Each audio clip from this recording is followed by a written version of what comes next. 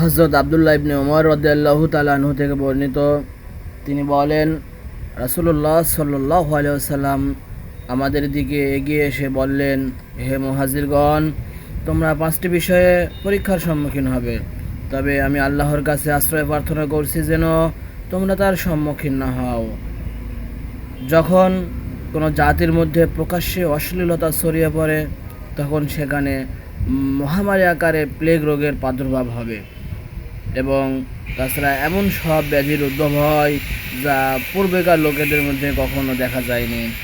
যখন কোনো জাতি ওজন ও পরিমাপে কারচুপি করে, তখন তাদের উপর নেমে আসে দুর্ভিক্ষ, শাসকের তরফ থেকে অত্যাচার, কঠিন বিপদ মুসিবত, এবং যখন জাকাত আদায় করে না, তখন আসমান থেকে বৃষ্টিপাত বর্ষণ বন্ধ করে দেওয়া হয়।